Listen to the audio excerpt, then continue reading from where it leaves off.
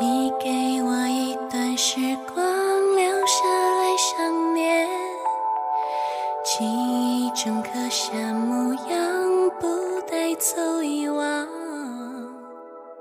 你就像一轮太阳，耀眼的光芒，你是我的一念时光。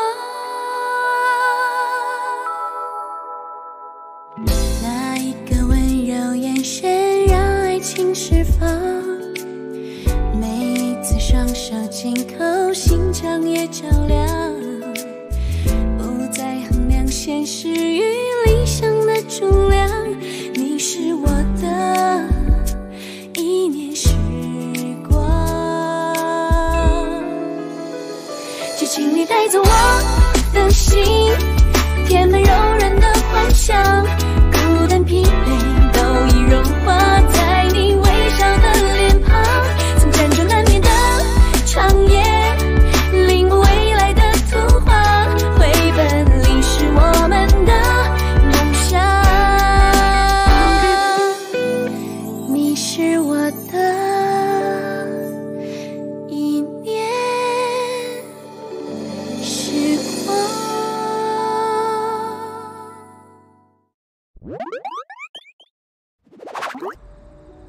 这根本不存在的事，我给你什么真相啊？你这人是不是有意思呀？我根本都不认识你说的什么公寓。你在逃避什么？我逃避什么了？你想在我这儿得到什么，我也给不了你啊！我现在无论说什么，你都已经有既定的答案了，对吗？我不会错。我真是不明白你为什么这么断定，一口咬死我和公寓有关系呢？米生也说有证据，你们的证据在哪里？是什么我都不知道。米生，听到没？还在演。来，你继续编，我听着。你想怎么做就怎么做吧。对自己杜撰出来的剧情深信不疑，你又何必问我啊？还有什么等价交换？你那个公寓有多大能耐，值得我去等价交换啊？再叫我哥名字试试，再说一遍。怎么啦？米生啊，咱们走，去他家看看。凭什么去啊？石小姐，您就配合一下吧。如果真没有什么问题的话，我们也不会为难您的。你想去我家干什么？那随便找，我看你能找来什么。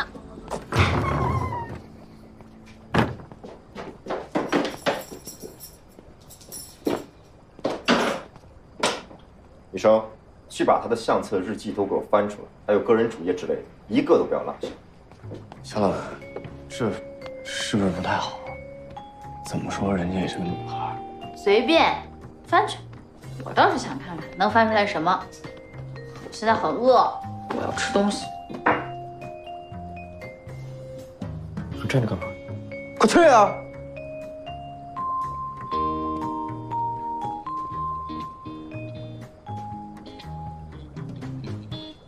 在干嘛？订外卖。哎，我告诉你，我的忍耐是有限度的。我再警告你最后一次。你听不腻，我都说腻了，嘴皮子都磨破了。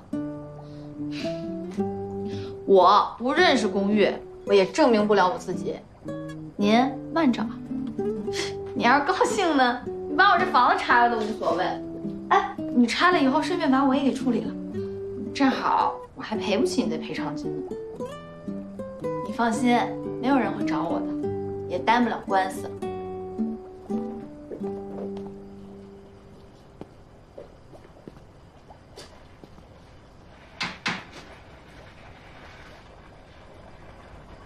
你随便。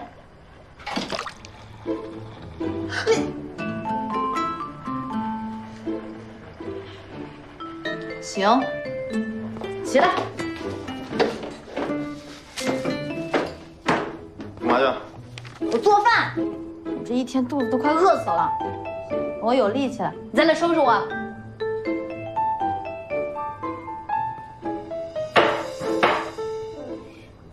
石小姐可真是够绝，敢跟小老板对着干，真爷们儿。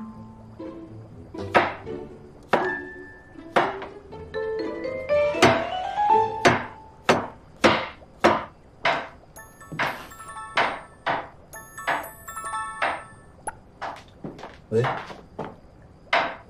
什么？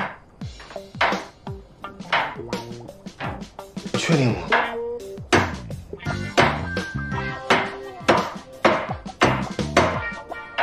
我知道。走吧。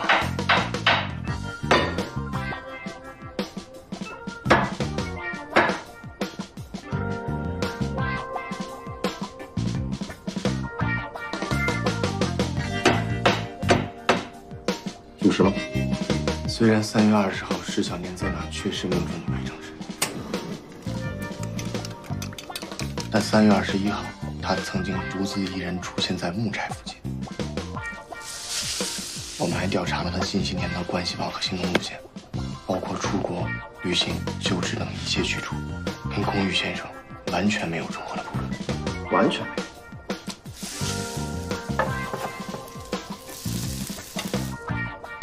真的不认识龚玉啊？基本上没可能认识。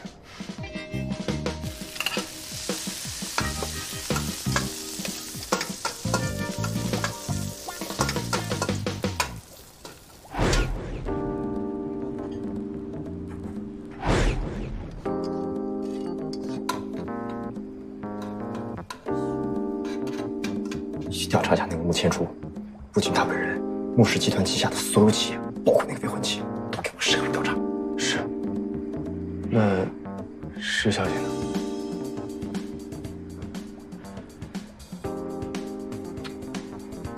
这里边一定有问题。你先去调查清楚。这个女人没这么简单。去。好，你我去。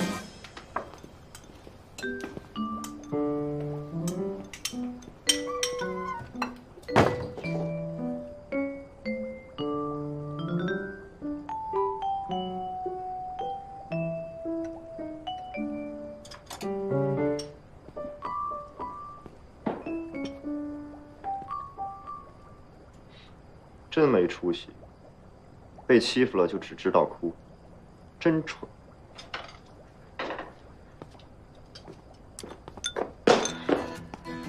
你这吃的也要跟我抢啊？我饿了。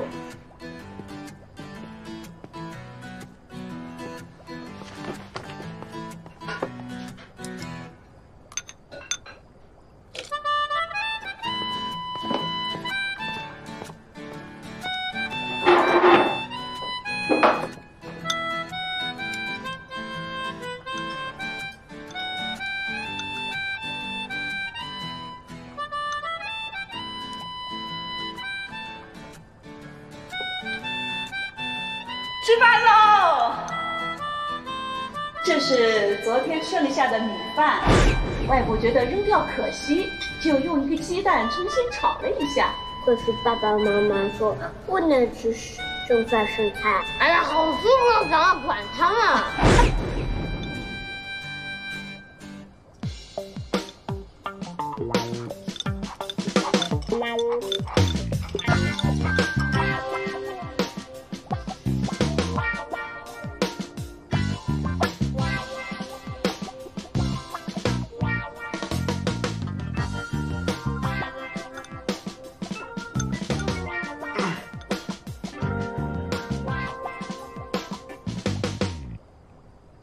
穆千初是你喜欢的人吗？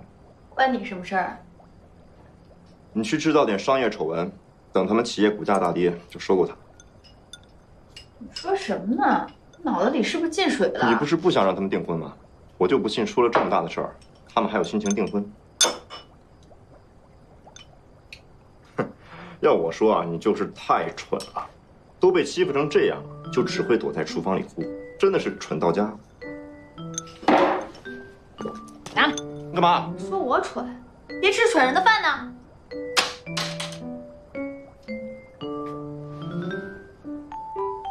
不就是一碗炒饭吗？至于这么小气吗？是这碗炒饭贵，还是我花钱救你们？别忘了，10万元你1分钱都没还我，你冲我喊什么？还钱啊！既然你没有能力还我钱，那就乖乖的把饭给我。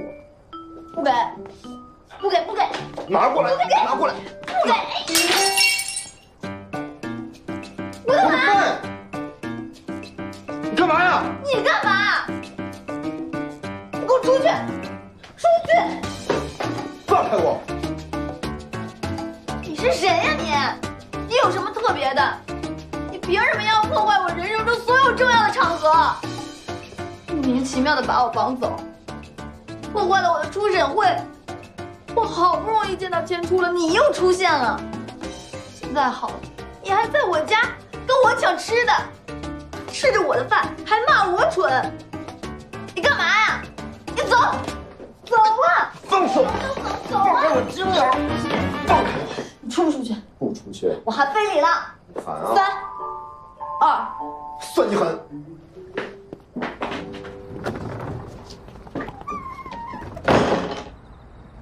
石小姐这脾气啊，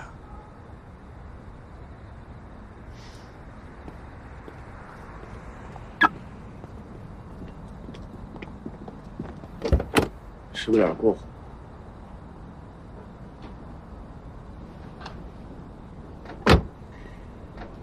把这个手机给石小念，就说是我赔给他。石小姐正在气头上，如果她不收呢？他不收，你就别回来了。就请你带走我的心，填满柔软的幻想，孤单疲惫都已融化在你微笑的脸庞，难眠的长夜，临摹未来的图画，绘本里是我们的梦想。你是我的一念。哎，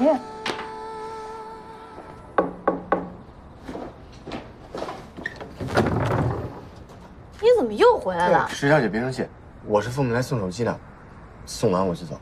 这是龚先生给你的，他说弄坏了你的手机，感觉十分愧疚，请您一定要接受他的赔罪。我不要。哎，龚先生还说了，如果你不接受的话，回去之后他会打死我，然后派公司员工每天过来送。要是你还不接受的话，他就亲自过来送，直到你接受为止。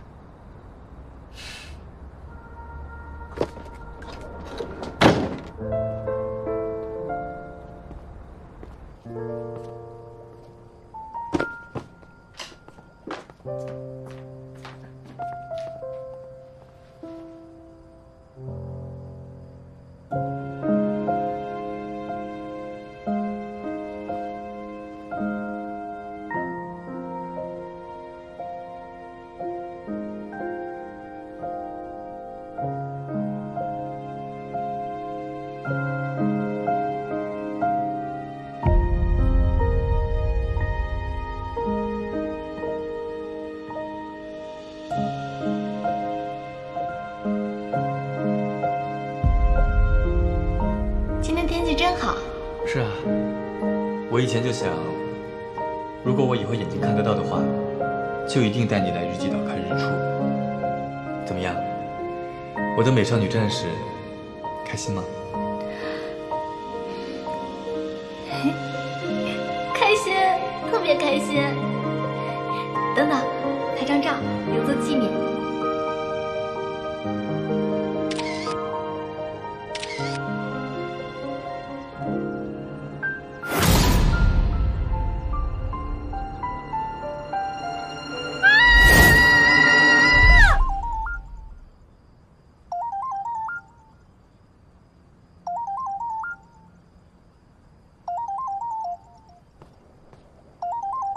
我想，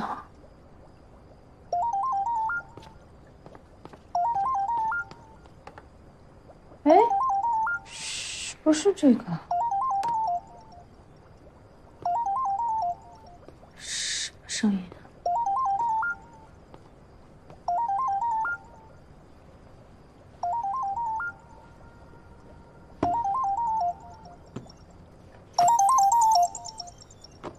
哎。明明没放手机卡呀！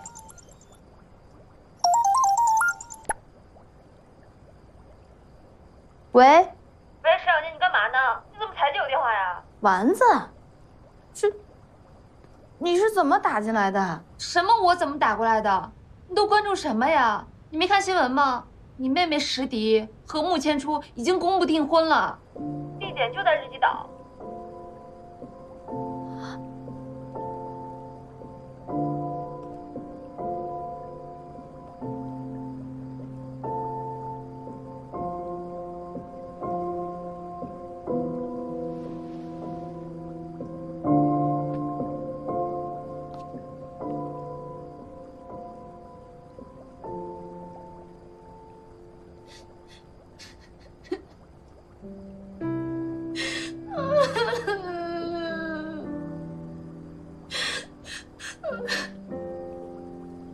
怎么会是真的呢？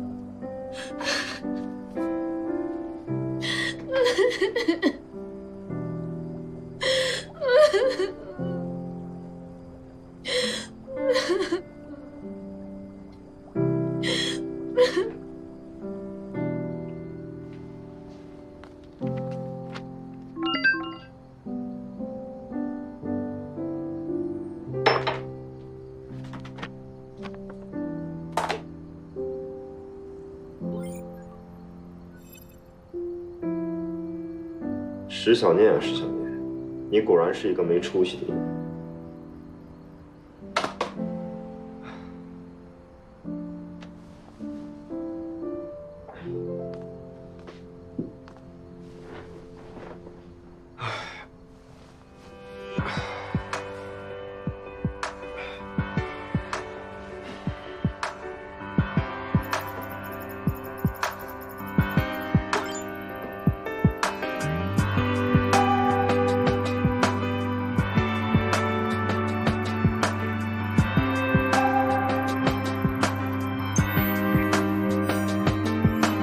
红欧在技术上是没得说，甚至可以说是科技精英。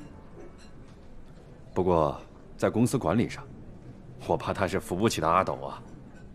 尤其是市场管理方面，我认为啊，还是我们陈总更加优秀。薛总说的没错。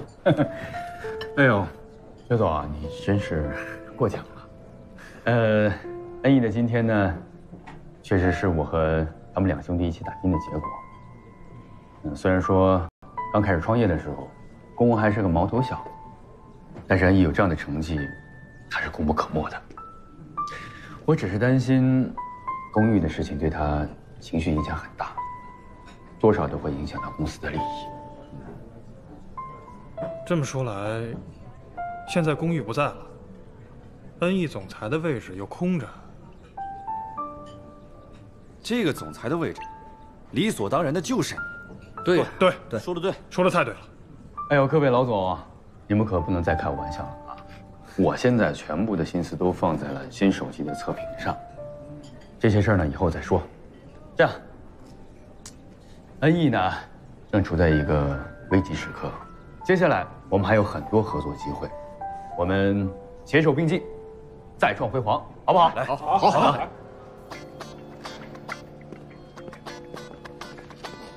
陈总好，哎，陈总，您要找的那个特级绿萝我帮您找到了。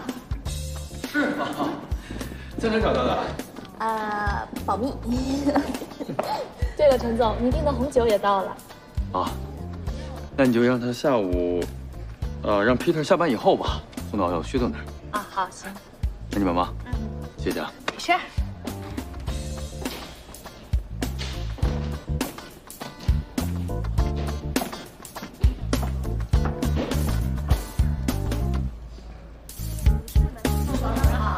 好。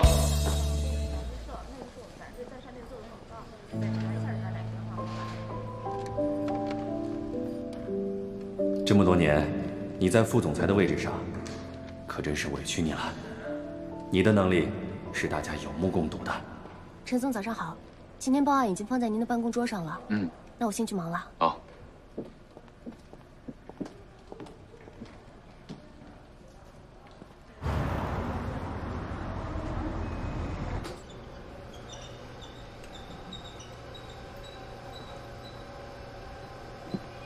石小姐，您看这款怎么样？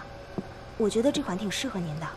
您是要这条还是看看其他的？我觉得还是刚才那个的腰身好一点。你去帮我把那个拿过来吧。好的，您稍等。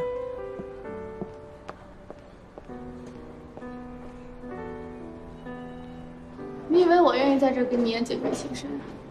我也是没办法。自从我跟千初的事情出来之后，各种媒体都盯着我们，各种小道消息都恨不得掘地三尺。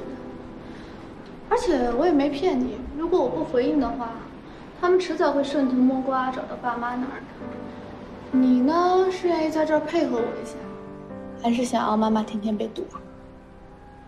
小迪，能不能别为难我了？你这说的什么话呀？我结婚以后呢，我们还是要做亲戚的，而且你跟爸爸妈妈我也不会不管，该帮的我还是会帮的。我不需要你假惺惺的帮助。说什么气话呀？我订婚典礼你还是要漂漂亮亮的出席的。再说，我要不帮你的话，你连件像样的裙子都没有。石小姐，您的婚纱。我的先不着急，先帮我姐姐拿一条礼服试一下。那石小姐这边请，我帮您去换装。混蛋！这批手机系统明明有重大的纰漏，还敢敷衍我！开什么发布会？他是把别人看作安逸的笑话吗？怎么了，小老板？李生，召集新手机开发的所有相关负责人员，1个小时之后我要开紧急会议。好，我现在去通知。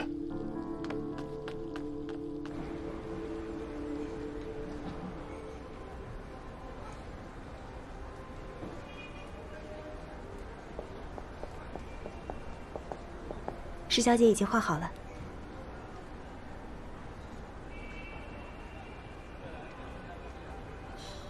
你转过去给我看看。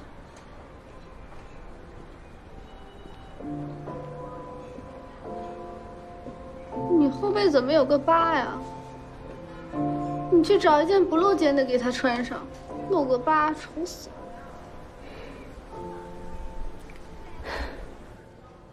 公公已经很长时间没在公司露面了，这么着急找我们来开会，不知道是因为什么。这个结构亚上，不会是手机出什么问题了吧？陈总，这个项目是你负责的，测评数据怎么说？不可能是手机的问题。这次我们要发售的100台手机耗时5年，个例测试做了不下1万次，测试的结果接近满分。龚玉还在世的时候，对这个项目很上心。可千万别在产品上出纰漏，不然，以公欧的脾气，咱们会吃不了兜着走。大家新闻看了没有？穆氏总裁穆千初要跟一小女明星订婚了，订婚时间也出来了，正好跟我们手机发布会是同一天。我估计一会儿开会肯定要说这个事儿。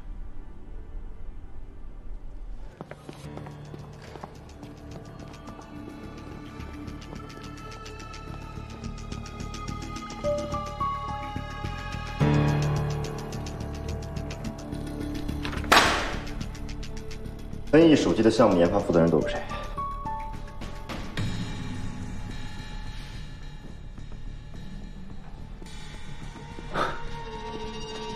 怎么了？有人吗？你们向我保证，要为恩义打造出全球最安全的手机系统。然而呢，你们做的系统找出漏洞并破解成功，我只用了10分钟。10分钟啊！你们是吃干饭的吗？既然你们连漏洞都发现不了，我也就更不用指望你们修补漏洞。自己辞职吧。至于其他人，在我没有找到任何纰漏之前，你们还有时间完善。龚总，等一下。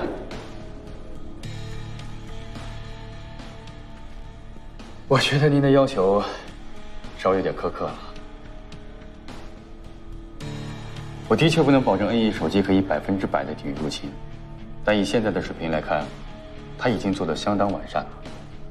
我敢保证，在未来的5年，甚至10年之内，它都是领先的。能入侵它的黑客也是寥寥无几。我认为这种低概率的事情，真的构不成威胁。当然，大家都知道，您天赋异禀啊，虽然可以破解系统，但如果让您来修复的话，我相信也不敢保证100%的天衣无缝吧。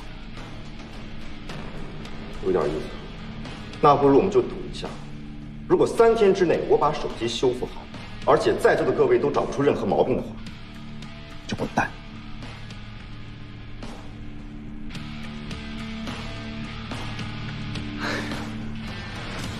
那如果您输了呢？如果我输了，NE的总裁，你来做。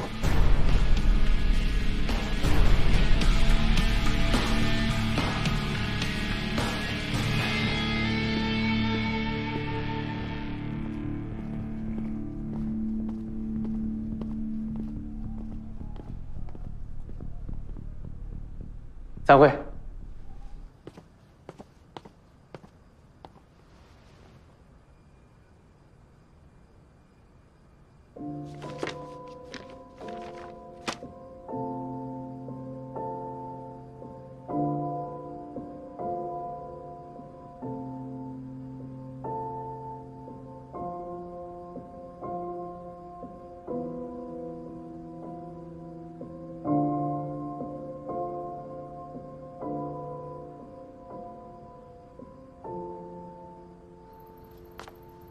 小老板，咖啡放那儿吧。哎，你去安排一下，把已经预定出去的100部手机重新入场进行系统更新。还有，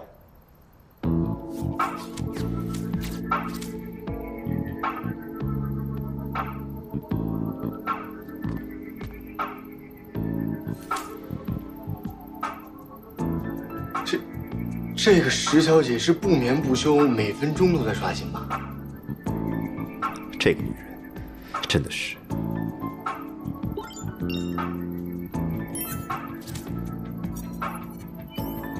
哦，对了，小老板，那咱们送给石小姐那台手机呢？要我拿回来修补系统吗？不需要了是吧？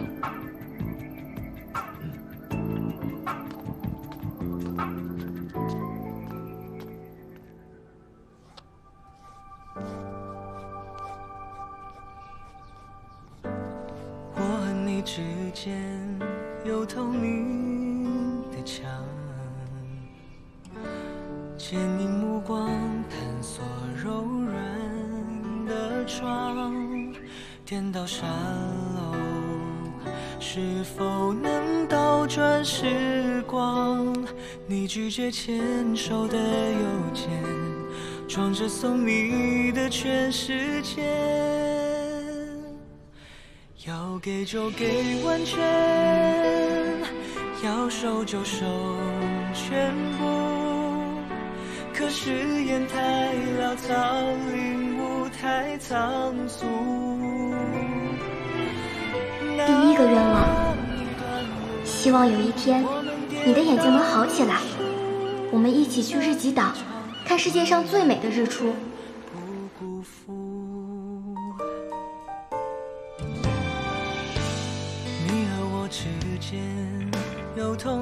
第二个愿望，希望我们快点长大，然后环游地球，看各种美丽的风景。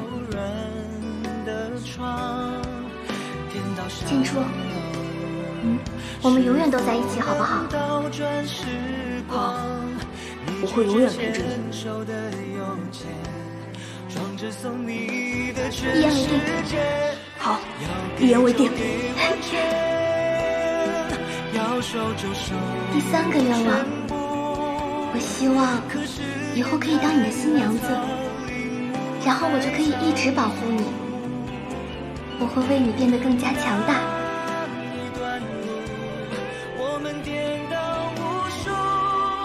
这一场宁愿孤单不辜负。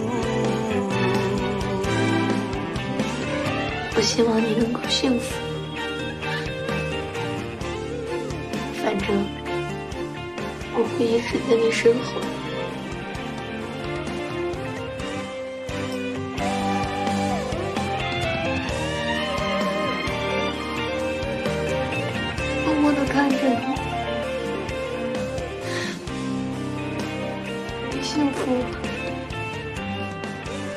我就很开心。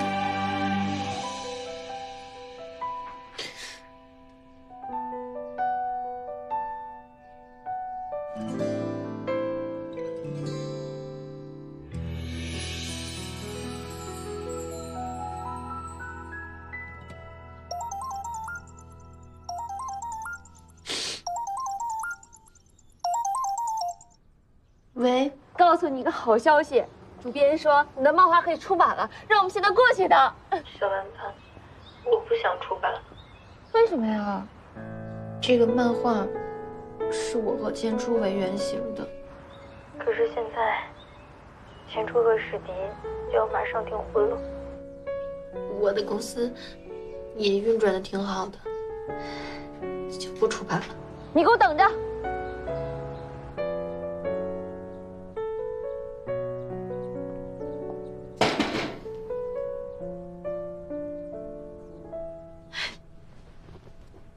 石小念，你真的是要气死我了，你知道吗？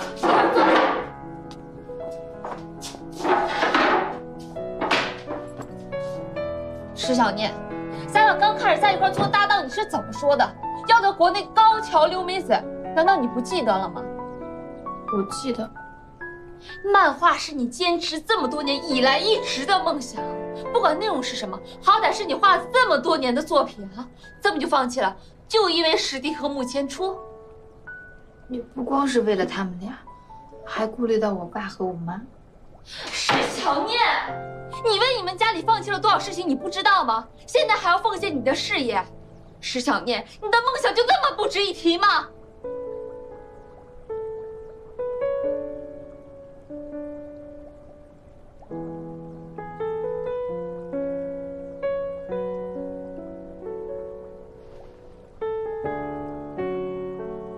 对不起啊，小念，我刚刚太激动了，没刹住闸，你别生我气啊。我知道你是为了我好，是我自己这段时间经历了太多事儿，我也不知道该怎么办，一点打算都没有。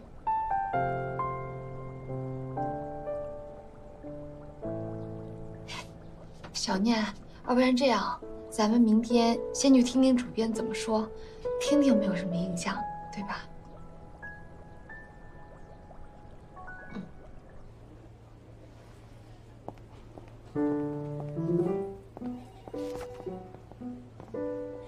得改啊，得改，这个一定要改啊！您看这个得改啊，是吧？那您的意思是说，小念漫画出版的前提是要重新画？我说得改啊！现在这种纯爱的人设已经过时了，已经不讨喜了。那您说得改成什么样的呀？男主角嘛，还行。啊，这个女主角得改成那种特漂亮的大明星，女演员嘛。哎，你们说啊，现在演员做主角的东西得多火啊！得改啊！哎，总编啊，其实不是我这漫画人设有问题，是不是我妹妹她来找过您了？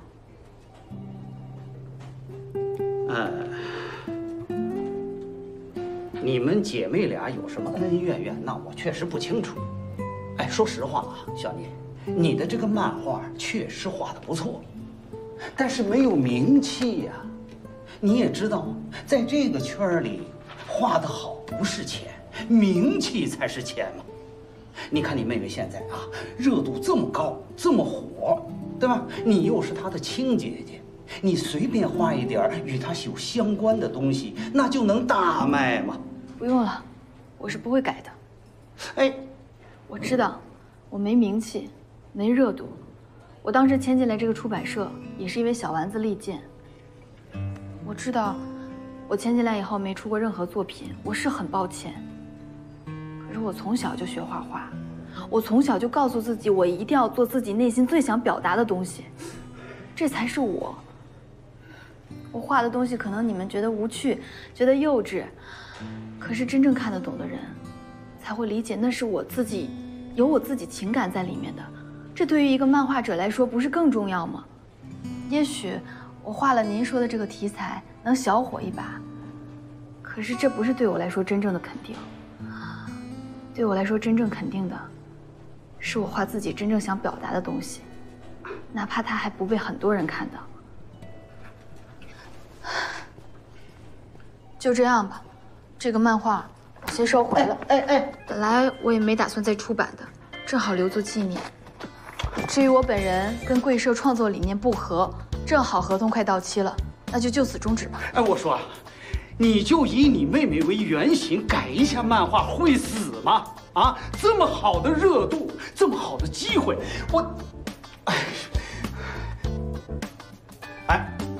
我跟你说啊，你要是不改，我就以工作失职为由把孙洁平给开了。啊！主编大人，我求求你，千万别开我啊！你是不是以为我会这么说呢？我呸！不用你开，本姑娘辞职不干了。还有，从今天开始，我就是石小念的御用编辑。像你这种只会威逼利诱、趋炎附势的人，我们还不伺候呢。还有，我最讨厌别人连名带姓的喊我孙洁平，尤其是你。走。你说这个世界上奇葩怎么这么多，居然拿辞掉我来威胁你？开玩笑，老娘在这个世界上最不怕丢2样东西，一是脸，第二就是工作。还有，你那个奇葩妹妹穆千初居然对她深信不疑，她不是个傻子吧？哈！哎呀，气死我了！反正是我从会画画那天起，我就知道会被很多东西诱惑，会被很多人不理解。其实这些我都无所谓，主要我是担心你。你说你在这么一个出版社工作的好好的，马上就要升职了，这叫道不同不相为谋。就他们这种爱趋炎附势、爱博眼球的人，我早就看不惯。不就给几个臭钱吗？小念，你放心，有我呢。就为了有一天能让他们跪到我们脚下，向我们跪地求饶，我也一定会尽全力帮你到底。从今天开始，咱俩就是一根绳的蚂蚱。如果有1碗饭呢，咱俩就一块吃；如果有1条裤子呢，咱俩就一块穿；如果遇到男神了的话，遇到男神，石小姐，龚先生想请您去一趟。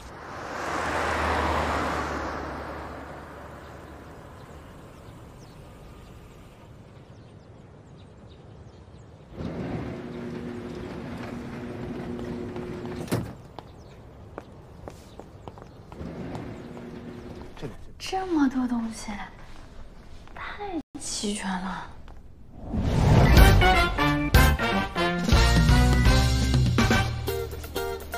嘿。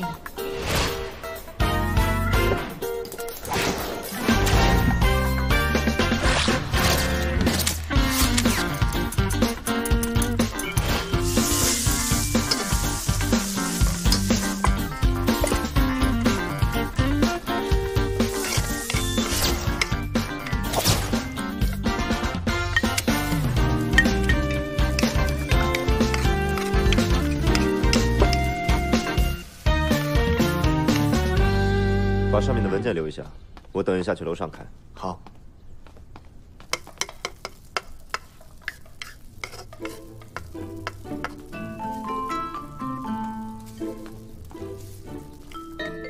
这个女人怎么搞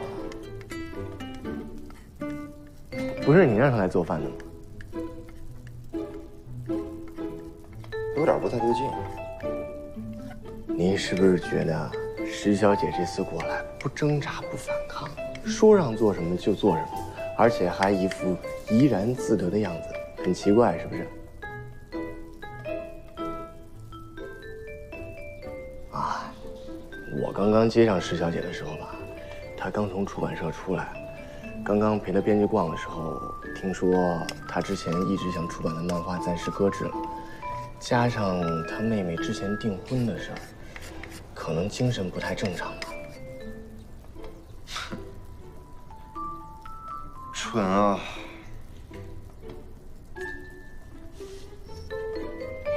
不用管他了，陈柏该倒了。